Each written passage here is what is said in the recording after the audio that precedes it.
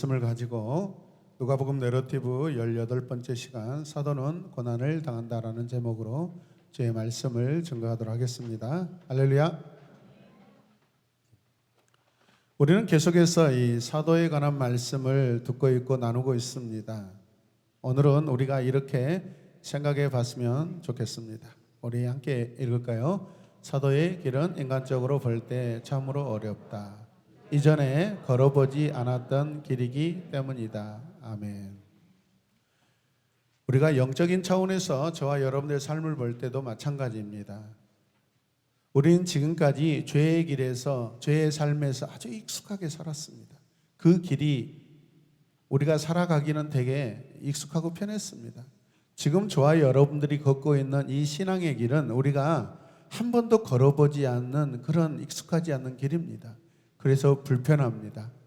그래서 익숙하지 못하기 때문에 우리가 때로는 그 삶을 밀어내려고 하지만, 그러나 이 모든 삶은 생명의 길이고 좁은 길이고 영원한 길인 줄로 믿으시길 바랍니다. 사도들은 지금까지 한 번도 세상에 없던 삶을 살았던 사람입니다. 그렇죠? 그래서 사도들은 언제나 제로 라인에서 서서 사는 사람들이라고 말할 수 있습니다. 함께 고백해요. 제로 라인. 네. 사람들이 사는 이 기본 단위가 높으면 높을수록요 만족이 그만큼 적다고 합니다. 그래서 우리가 전 세계의 국가들을 이렇게 조사했을 때 굉장히 가난한 나라들이 행복 지수가 높다라고 그렇게 나타나고 있는 것과 같습니다. 여러분, 그런데요, 이 제로 라인에서 사는 사람들은 무엇이든지 그 위에 더하는 대로 플러스가 되기 때문에 그동안에 아무것도 없었잖아요.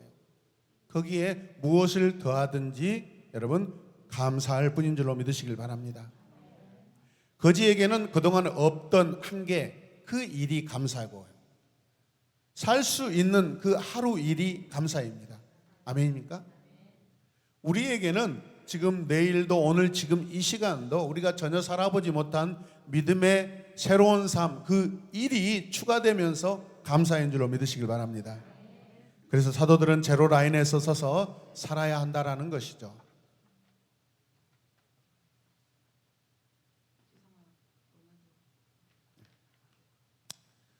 예를 들어 주님께서 말씀하셨던 두 벌 옷을 가지지 않는 것입니다. 이것이 영적으로 가난하게 살라는 말씀이죠. 우리 교회 온 성도들은 다 사도들입니다. 여러분과 저는 오늘날 믿음의 사도들입니다. 하나님께서 우리를 1%의 소망도 없는 이 세상에서, 여기에서 1%의 소망이 없다는 것은 구원의 관점입니다. 함께 봅니다. 구원의 관점. 왜 우리가 죄인입니까, 여러분? 왜 우리가 소망이 없습니까? 세상 사람들 어쩌면 우리보다 훨씬 더 많이 누리고 행복하게 사는 듯 보입니다. 그러나 여기에서 여러분, 죄라는 것은 구원의 관점에서 말하는 것입니다. 이해되십니까? 구원의 관점에서 저와 여러분들은 소망의 삶을 살고 있다는 것을 믿으시길 바랍니다. 1%의 소망도 없는 그 세상에서 하나님께서 예수 그리스도의 십자가로 우리를 부르셨습니다. 그러므로 우리는 제로 라인에서 서서 사는 사람들인 줄로 믿으시길 바랍니다. 하나님으로부터 우리는 받아야 삽니다. 그렇게 해야 살 수 있습니다. 하나님께로부터 많은 것을 받고 받는 대로 충성하는 사도들이 되시길 주님의 이름으로 축복합니다. 믿음의 사도들은 성령의 인도를 받고 사는 사람들입니다. 성령의 인도는 우리가 뜻하지 않고 계획하지 않는 여러분 엉뚱한 일을 때로는 하도록 우리를 인도하십니다. 당황하지 마시길 바랍니다. 그 새로운, 그 당황스러운 성령의 이끄심 안에는 우리를 놀랍도록 여러분 사랑하시는 그 뜻이 있는 줄로 믿습니다. 그래서 우리가 그 일을 해야 하는 것이죠. 여러분, 그런데 때로는 성령의 일은 우리에게 위기를 가져다 줄 수 있습니다. 위기를 가져다 줄 수 있습니다. 어쩌면 수많은 영혼들을 구원하기 위하여 어쩌면 믿음의 여러분들을 하나님께서는 절벽 앞에 세울 수 있습니다. 저 파도 앞에 우리 한 사람 한 사람을 세울 수 있습니다. 우리를 죽이시려고 하는 것이 아니라 우리가 그 앞에서 담대함과 그 믿음의 여러분 의연한 모습으로 수많은 영혼들이 구원받게 하시려고 우리를 사용한 줄로 믿습니다. 할렐루야. 사도 바울과 실라는 빌립보에 도착했을 때 귀신 들린 사람 하나가 몹시도 괴롭혔습니다. 그가 고백합니다. 이 사람들은 지극히 높은 하나님의 종으로 구원의 길을 너희에게 전하는 자들이다라고 그렇게 말을 합니다. 귀신이 그렇게 이야기합니다. 몇 날 며칠을 쫓아다닙니다. 이 모습을 보면서 바울은 괴로워합니다. 왜 바울이 괴로워했을까요? 여인이 악한 영에 이끌려 살아가는 것을 보니까 마음이 괴로웠던 것입니다. 또 이 여인 뒤에는 이 여인을 이용해서 먹고 사는 그 권력자가 있음을 생각할 때 괴롭습니다. 또 이 여인을 고쳐주기는 해야 되겠는데 고쳐주었을 때 그 이후에 또 당할 어려움을 생각하니 바울과 실라는 괴롭습니다. 어려움이 생겨서 복음을 전하는 일에 방해받을 것을 생각하면 고쳐주고 싶은데 여러분 괴롭습니다. 여러분 사도 바울, 실라 우리가 오해하지 않았으면 좋겠습니다. 그들이 하나님의 은혜와 능력에 사로잡혀서 수많은 일을 하고 살았지만은 여러분 어쩌면 우리가 쉽게 생각합니다. 마치 도깨비 방망이처럼 그들이 막 뭘 하면은 다 되는 것처럼 그들은 고민도 안 하고 그들은 슬퍼하지도 않고 가슴 아프지도 않고 하나님의 일이기 때문에 무조건 된다. 여러분 그렇게 생각하면 큰 오해입니다. 주님도 우리와 같이 똑같이 동정하시는 분이셨고 바울도 우리와 같이 마음의 괴로움을 가지고 있었습니다. 육체도 피곤하였습니다. 그런 과정에 하나님을 신뢰하고 믿었던 것입니다. 할렐루야.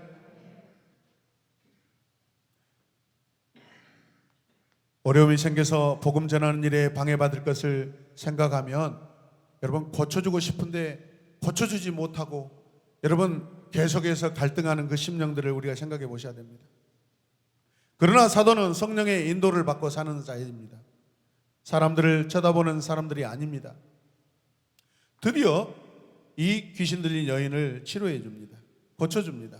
귀신에 이르기를 예수 그리스도의 이름으로 내가 너희에게 명령하니 그에게서 나가라.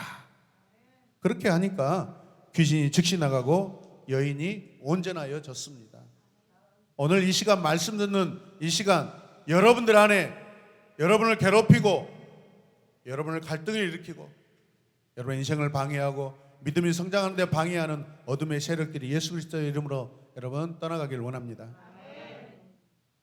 그때 이 종을 부려 돈을 벌던 그 주인은 바울과 실라를 빌립보 시장으로 끌고 가서 여러분 창피를 주고 때립니다.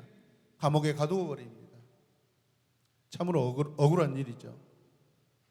우리 중에 오늘 복음을 전하다가 감옥을 여러분 기쁨으로 가실 분들이 있습니까? 저는 이 일에 대하여 굉장히 연습을 많이 했습니다. 마음의 연습을 많이 했습니다. 그리고 직장 일 때문에 교도소를 2군데나 들어갔다 나왔습니다. 죄를 지어서 간 게 아니라 일을 하러 들어갔다 나왔습니다.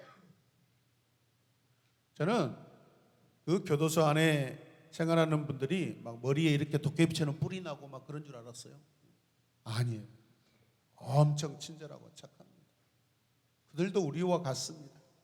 어떤 상황에서 여러분 실수하고 또 하지 말아야 될 그 행위로 인하여서 거기에 잠시 갇혀 있는 것입니다. 병든 사람을 고쳐주었는데 그 일 때문에 이런 고난을 당했으니 얼마나 억울한 일입니까? 이럴 때 자기에게 창피를 주고 때리고 애매하게 감옥에 쳐넣은 자들을 어떻게 대해야 합니까? 베드로도 성전에 올라가다가 안진뱅이 거지를 고쳐주었습니다. 이 거지는 주인이 없는 사람이었습니다. 그런데도 이 거지로 인하여서 베드로에게 어려움이 찾아옵니다. 사내들인 법정에 서게 되었습니다. 이럴 때 어떻게 그들을 대해야 할까요?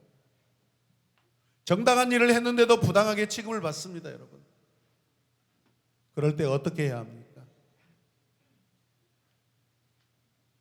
예전에는 어떤 상점에 들어가서 돈을 치르고 물건을 샀는데 거스름돈을 받았습니다. 어떨 때는 거스름돈을 잘못 계산하여 주인장이 많이 주면 되게 좋았습니다. 공돈이 생겨서. 근데 지금은 그렇지 않습니다. 불편해서 당장에 갖다 줍니다. 그게 사도들의 여러분 믿음의 양심들입니다. 사도들은 남을 시원하게 때려준다든지 말이라도 시원스럽게 싸워볼 수 없습니다. 이유 없이 겉옷을 빼앗기는 것과 같은 그런 억울한 일을 당할 때도 있었습니다. 뺨을 얻어맞은 것처럼 수치를 당할 때도 있었습니다. 손해를 볼 때도 많았습니다. 우리는 누구에게나 혈기가 있고 자존심도 있고 나름대로 힘도 가지고 있습니다. 죽기 아니면 살기로 해볼 수도 있습니다. 그런데 주님께서는 원수를 사랑하라고 하셨습니다. 원수를 사랑하라고 하셨습니다. 저주하는 자들을 축복하라는 것입니다. 이 뺨을 치면 저 뺨을 돌려대라고 말씀하셨습니다. 겉옷을 빼앗는 자에게 속옷도 주라고 하셨습니다. 이런 답답한 일이 어디가 있습니까? 함께 고백합니다. 이런 답답한 일이 어디가 있는가? 당한 것도 억울한데 거기에다 또 당하라는 것입니다. 우리는 세상에서 당하는 자들입니다. 당하는 자들로 살아가야 합니다. 그 당하는 것 때문에 복음이 한 영혼에게 증거된다면 우리는 계속해서 당해야 됩니다, 여러분. 그래서 기독교를 약자의 종교라고도 합니다. 기독교는 약자를 길러내는 종교라고 합니다. 그 말이 맞는 것 같습니다. 그러나 여러분 조용히 생각해 보세요. 우리는 눈앞의 순간을 보는 자들이 아니라 저 멀리 보이지 않는 영혼의 세계를 보는 자들입니다. 우리는 하루만 살고 죽을 사람들이 아닙니다. 내일도 있고 1년 후도 있고 10년 후도 있고 우리에게 영원한 시간이 기다리고 있습니다. 다가오고 있습니다. 그렇다면 주님께서 그처럼 말씀하신 의도는 무엇일까요? 주님도 우리 보고 억울하게 당하고만 있으라고 하시지는 않습니다. 사도들은 승리해야 한다고 말씀하셨습니다. 그 승리는 무엇일까요? 어떻게 승리하라는 것일까요? 여기서 우리 인간들의 생각과 주님의 생각이 달라집니다. 싸움에는 승자가 있고 패자가 있는 법이죠. 여러분, 얻은 자가 있으면 잃은 자도 있습니다. 그러나 엄밀히 따지면 누가 승리자고 누가 패배자일까요? 빌립보에서 바울은 철저히 패배자였습니다. 변호사 한 번 써보지 못하고 당하고만 말았습니다. 깊은 감옥에 갇히고 말았습니다. 소망이 없을 것 같았습니다. 거기서 죽어버리면 바울의 생명은 영원히 땅에 묻히고 말게 되는 것이죠. 완전히 망하는 운명에 놓였습니다. 그러나 그것으로 싸움은 끝나지 않았습니다. 바울은 하나님 안에서 승리할 자신이 있었습니다. 그렇기 때문에 감옥에 들어가서도 승리자처럼 기도하고 찬송하다가 기도하였습니다. 이것은 억울해서 기도하는 게 아닙니다, 여러분. 감사해서 하나님을 찬양하며 기도하는 것입니다. 가장 깊은 곳에서, 가장 낮은 곳에서, 가장 높은 곳으로 끌어올리실 그 하나님의 하실 일을 생각했을 때 여러분 그 가장 깊고 어둡고 낮은 곳에서 찬송이 터져 나오는 것입니다. 지진이 나서 감옥문이 다 열렸을 때에도 패배자처럼 도망하지 않았습니다. 성령이 하신 일이라고 알았지만은 성령을 이용하여 울줄대지도 않았습니다. 오히려 자기에게 상처를 준 그 권력이나 사람들에게 승리자의 그 태도를 보여주었습니다. 간수들이 자살하려고 할 때 그들에게 복수하려면 자살하도록 내버려 두는 것입니다. 내가 책임지지 않고 멋지게 복수하는 길이 그거잖아요. 얼마나 쉽게 복수할 수 있어요. 나를 때린 자들이 스스로 자살하게 할 수만 있다면 최고의 복수를 할 수 있는 거 아니겠습니까? 그러나 바울은 그들이 죽지 말라고, 죽어서는 안 된다고 말립니다. 여러분, 목숨을 해치지 마십시오. 우리가 다 여기 있습니다. 우리 도망가지 않았습니다. 이게 어찌된 일입니까? 사람들이 옥문이 열려서 다 도망갔는데 이 두 사람은 그 자리에 있습니다. 그 밤에 간수는 바울과 실라를 데리고 자기 집으로 갔습니다. 저는 여기에서 굉장히 비밀스러운 것을 발견합니다. 사람들이 예수 그리스도를 만나면 자기에게 복음을 전해주는 사람에게 은혜를 갚는구나, 함께 있고 싶어 하는구나, 믿음은 여러분 연합이구나. 자기 가정으로 이들을 초대했다라는 것은 주님을 자기 가정으로 모셔드린 것과 같습니다.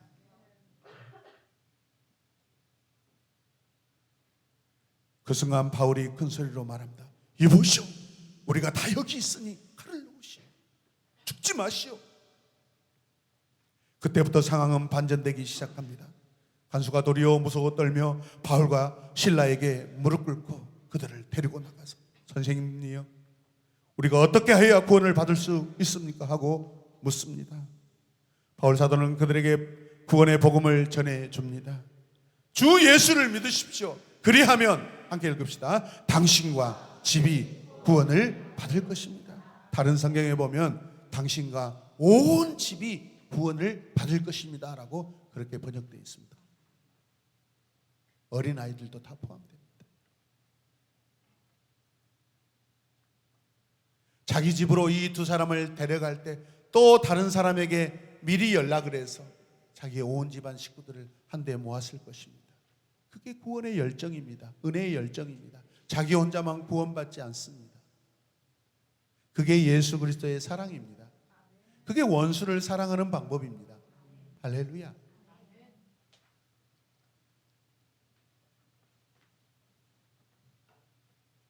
어떤 갈등 가운데요, 사랑하는 사람이 지는 것입니다. 함께 봅시다. 사랑하는 사람이 진다. 사랑하는 자가 진다. 지는 거죠.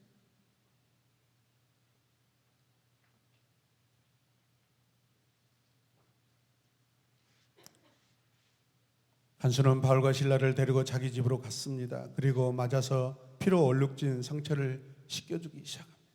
그 피 멍든 곳, 그 피 흘린 자국들을 닦아줄 때 그냥 닦았을 거예요.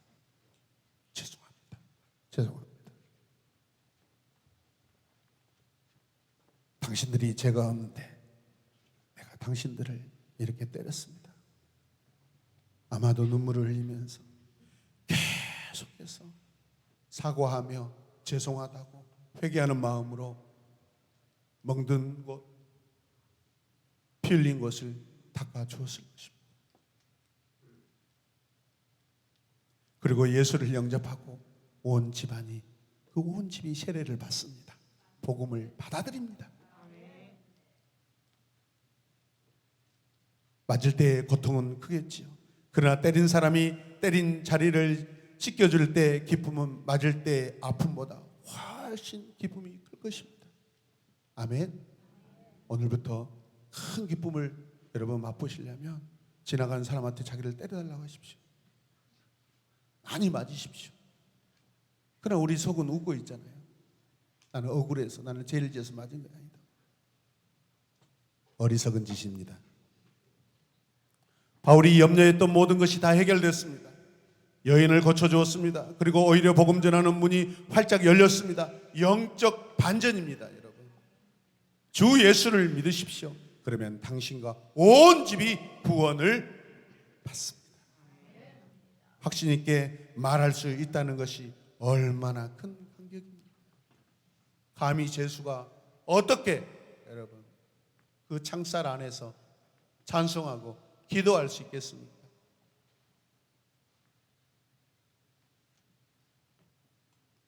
그리고 이 복음은 그 가정을 통하여 빌립보 지역에 활발하게 퍼져나갑니다. 결국 누가 승리한 것입니까? 바울 사도입니까? 아니면 바울을 핍박한 사람들입니까? 문제는 누가 궁극적으로 승리하냐는 것입니다. 한국 속담에도 맞은 사람은 다리를 펴고 자도 때린 사람은 웅크리고 잔다라고 제가 어렸을 때 여러분 귀에 못이 박히도록 부모님께 들은 말입니다. 때리지 마라. 때리지 마라. 차라리 맞고 들어라. 근데 우리 아버지는 제가 맞고 들어오면 더 때렸어요. 때리고 들어오면 더 때리셨어요. 뭘 어쩌란 얘기야.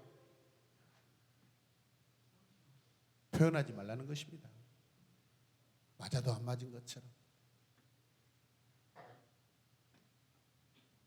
우리 자녀들이 너무 연약합니다. 무슨 일 있으면 부모님께 가서 막 일러 바치고 쫄랑쫄랑 네? 고자질하는데 그런 짓 하지 마시길 바랍니다. 교회에서 목사님한테 혼나도 집에 가서 일리지 않으면 큰 복이 있을 줄로 믿습니다.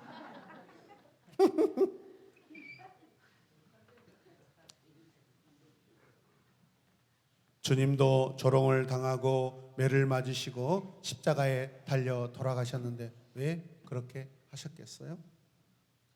궁극적으로 승리하기 위해서입니다. 맞은 바울도 때린 간수도 둘 다 승리자입니다. 할렐루야. 성령께서 하신 일은 모든 사람을 만족시키는 겁니다. 믿습니까? 성령의 일은 누구 한 사람을 위한 일이 아닙니다. 히브리서 12장 2절 말씀해 보면 당시에 고통당하는 그리스도인들을 향하여 이렇게 말씀하고 있습니다. 함께 읽을까요? 그는 자기 앞에 놓여 있는 기쁨을 내다보고서 부끄러움을 마음에 두지 않으시고 십자가를 참으셨습니다. 그리하여 그는 하나님의 보좌 오른쪽에 앉으셨습니다. 3절 말씀 또 읽겠습니다. 자기에 대한 죄인들의 이러한 반항을 참아내신 분을 생각하십시오. 그리하면 여러분은 낙심하여 지치는 일이 없을 것입니다. 아멘. 주님께서 가르쳐 주신 방법은 사랑입니다. 사랑. 뭐라고요? 사랑. 가장 확실하게 분명하게 이기는 방법은 사랑입니다. 여러분. 사탄은 언제나 순간을 보고 화풀이하라고 부추깁니다.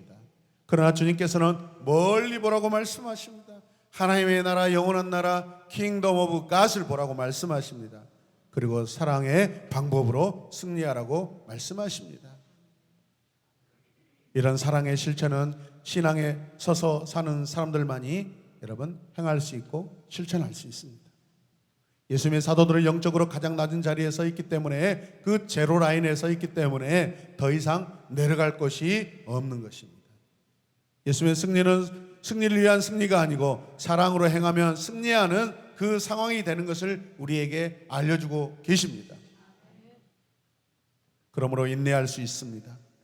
참을 수 있습니다. 사랑할 수 있습니다. 오히려 원수를 사랑할 수 있고 먼저 남을 대접할 수 있는 적극적인 생활을 할 수 있는 것입니다.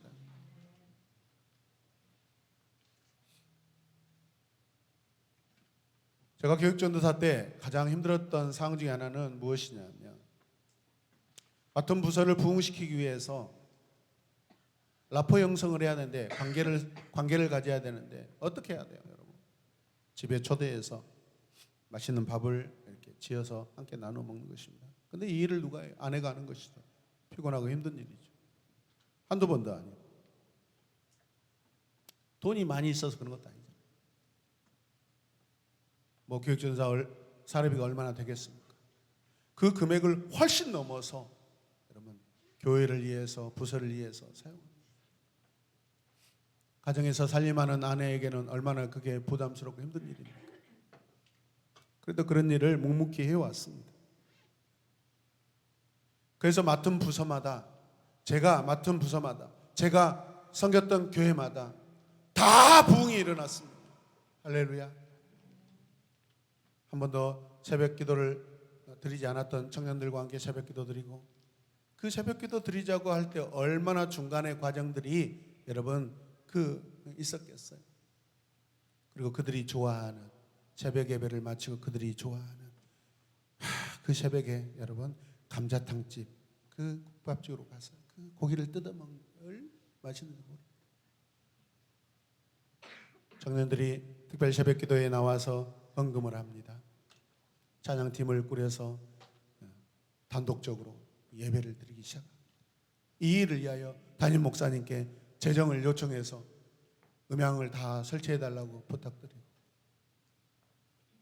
청년들이 여러분 결석했던 청년들이 나오고, 교회를 찾아오지 않았던 청년들이 부모와 함께 나왔다가 이제 청년이 되니까 교회를 떠났던 청년들이 나오기 시작합니다. 부서들이 부흥하기 시작합니다. 성령이 하신 일들은 바로 이런 것들입니다. 우리가 수고하고 헌신하지 않으면 그 어떤 일도 일어나지 않습니다. 인생은 공짜가 아니라는 것이 하나님의 나라에도 똑같이 적용되는 법입니다. 믿으시길 바랍니다. 여러분의 주머니를 마음껏 트시고 제자들을 길러내시길 바랍니다. 영혼들을 섬기시길 바랍니다. 아멘. 이런 경험을 하지 못하면, 남을 대접하지 못하면 우리는 적극적인 생활을 할 수가 없습니다. 우리는 옹졸하고 저급한 성도로 살 수밖에 없습니다. 돈 한 푼 아까워서 벌벌벌 떨면 되겠습니까? 집사님이 돼가지고, 성도님이 돼가지고. 여러분의 삶에서 주님이 바라시는 상황의 승리를 경험하시길 바랍니다. 많이 경험한 사람은요, 더 넉넉합니다. 왜? 승리의 간증이 많기 때문에 그렇습니다.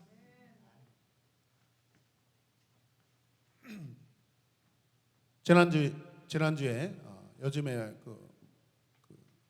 고3 학생들, 고등학생들이 등급을 올려주는 그런 티치라는 그런 프로그램을 잠깐 봤습니다.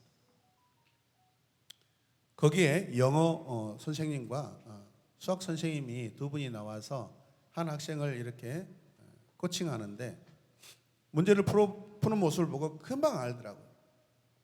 왜 이렇게 등급을 올리지 못하는지. 특히 수학 문제에서 그냥 자기가 푸는 방법대로만 푼다는 거예요.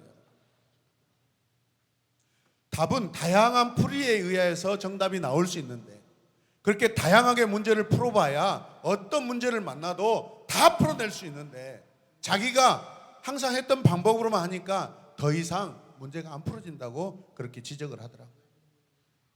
우리 인생 마찬가지입니다. 저와 여러분이 신앙에 여러분 간증풀이가 많으시길 바랍니다. 이럴 때는 이렇게 적용하고, 저럴 때는 저렇게 적용하고, 그럴 때는 그렇게 적용하는 것입니다. 제2차 세계대전 때 독일군에 맞서 싸우던 프랑스 저항선이 무너지고, 영국군은 적은 군대를 가지고 외국 땅에서 거대한 독일군과 싸워야 했습니다. 그때 이 상황의 어려움을 감지한 당시 영국의 총리 윈스턴 처칠은 전 국민에게 이렇게 선포합니다. 이렇게 하자고 그럽니다.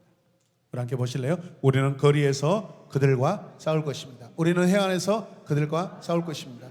내가 여러분에게 제안하는 것은 피와 땀과 눈물뿐입니다. 이거 사실 기도하자고 제안하는 거거든요. 우리 영국이 살 일은요, 하나님께 기도하는 길밖에 없습니다. 어떻게 됐을까요? 이 연설은 영국 국민들의 힘을 북돋워 초인간적인 전쟁을 하게 하였고, 전세를 뒤집어버리는 놀라운 승리를 가져왔습니다. 저런 야바목교회 사랑하는 사도 여러분, 우리도 믿음과 기도로 승리합시다. 피와 땀과 눈물의 기도로 싸웁시다. 영원히 승리하는 사랑의 방법으로 승리합시다. 어느 곳에서나 예수 그리스도의 복음으로 승리하는 여러분들이 되시길 축복합니다. 주님께서 오늘 우리에게 주신 말씀 다시 한번 읽겠습니다. 그러나 내 말을 듣고 있는 너희에게 내가 말한다. 너희 원수를 아멘. 원수를 사랑하라고 하십니다. 미운 사람에게 잘해주고 억지를 쓰는 사람을 받아주시길 바랍니다. 내 것을 빼앗는 사람에게 거저주시길 바랍니다. 내가 다른 사람에게서 바라는 것 이상을 해주며 사는 것이 그리스도의 사랑입니다. 복잡한 것이 아닙니다. 그 뿌리는 하나입니다. 사랑하는 것입니다. 주님이 우리를 사랑하셨듯이 사랑합시다. 그 사랑을 나누며 한 주를 사시길 바랍니다. 1894년 7월 10일 화요일, 로제타 셔우드의 일기 중에서 이런 글이 있습니다. 어린 셔우드가 다시 오랫동안 아팠다. 이질이었다. 이질을 찾아보니까 복통에다가 설사에다가 막 피가 나오는 복합적인 엄청 고통스러운 병입니다. 서울에 도착한 6월 12일 밤부터 7월 6일까지 거의 매일 변에서 피가 나왔다. 6월 20일에는 종일 2번밖에 먹지 않았고, 먹을 때마다 한꺼번에 다 토해버렸다. 엄마 아빠는 여러 날 동안 정말 걱정을 많이 했다. 셔우드는 천천히 회복되었고, 그 후로는 명랑하고 순하게 지냈다. 셔우드를 보는 사람들은 하나같이 여태껏 본 아기 중에서 가장 잘 웃는 아기라고 했다. 이제 변에서 피가 안 나온 지 나흘이 되었다. 우리는 셔우드가 다시 조금씩 자랄 거라고 생각한다. 셔우드는 아직까지 심술을 부린 적이 없고 자기 뜻대로 해달라고 앙탈을 부린 적도 없다. 우리는 신앙인으로 자라가다가 때로는 많이 아프고 죽을 듯이 아픕니다. 죽음의 위협도 가끔 경험합니다. 그러나 예수님처럼 그럴지라도 자라가며 닮아가야 합니다. 우리는 코로나19 상황을 잘 견디어내온 교회입니다. 그 이후에 우리는 살모넬라 이질도 견뎌왔습니다. 이 땅에서 극심한 고통이 심하겠지만 우리가 이 세상을 주님 사랑으로 살다가 저 하늘에 영광스럽게 입성할 줄로 믿습니다. 이런 우리 성도들을 주님의 이름으로 축복합니다. 우리 함께 이 시간 고백하며 잠시 기도하도록 하겠습니다. 우리 함께 고백합니다. 고난이 축복입니다. 고난은 변장된 축복입니다. 아멘. 그렇습니다. 이 고난에 주님이 함께 계시길 원합니다.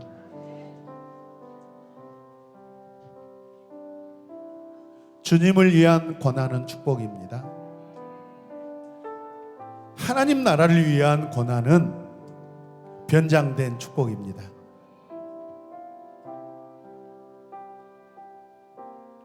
제가 준비한 이사야 말씀을 우리가 함께 마음에 새기며 기도하길 원합니다. 우리 함께 기도합시다. 내가 물 가운데로 지날 때 내가 너와 함께 할 것이라. 강을 건널 때 물이 너를 침몰하지 못할 것이며 내가 불 가운데로 지날 때 타지도 아니할 것이요 불꽃이 너를 사르지도 못하리라. 이 시간 함께 우리 기도하겠습니다. 고난은 축복입니다. 고난은 변장된 축복입니다. 이사야 말씀을 우리가 생각하며 기도하게 하소서. 믿음의 삶, 믿음의 여정 가운데 물길이 있고 불꽃이 살을 듯한 불꽃이 있지만 그러나 그것을 지나갈 때 사드락과 메삭과 아벳느고를 건져주신 하나님, 다니엘을 건져주신 하나님, 오늘 이 시대에도 동일한 우리의 하나님이신 줄로 믿습니다. 2024년 우리가 고난의 길을, 믿음의 고난의 길을 즐겁게 하여 주시옵소서. 그래서 우리의 고난을 통하여 한 영혼이 주님 앞에 돌아오는 그 엄청난 기쁨을 누리게 하여 주시옵소서. 우리 함께 두 손을 높이 들고 주님, 내게 고난을 허락하여 주시옵소서. 내가 고난의 길에서 주님을 찬송하며 주님께 기도하겠나이다. 다 같이 기도하겠습니다. 주여,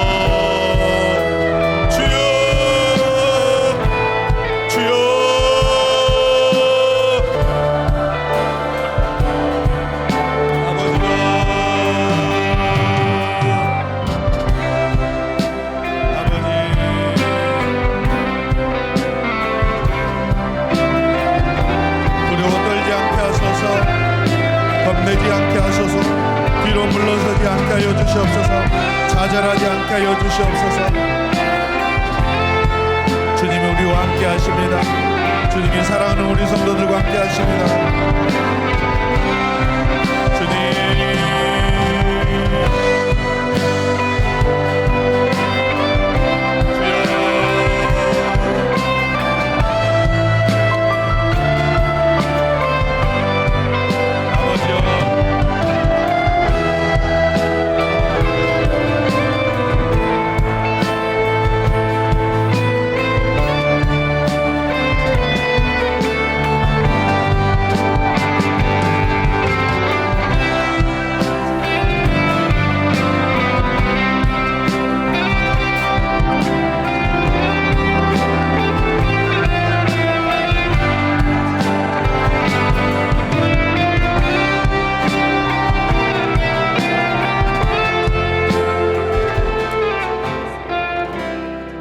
사람들은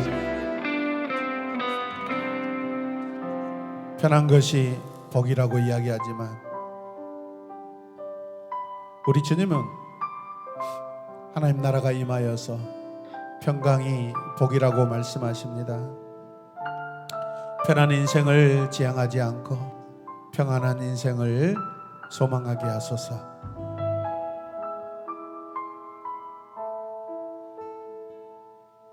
세상 사람들을 따라가지 않게 하여 주시옵소서. 그리스도인의 자존심을 가지고 살게 하여 주시옵소서. 거룩한 자존심으로 살게 하여 주시옵소서. 하늘의 자존심으로 살게 하여 주시옵소서. 하나님 나라 정체성을 가지고 살게 하여 주시옵소서. 예수님의 이름으로 기도드립니다.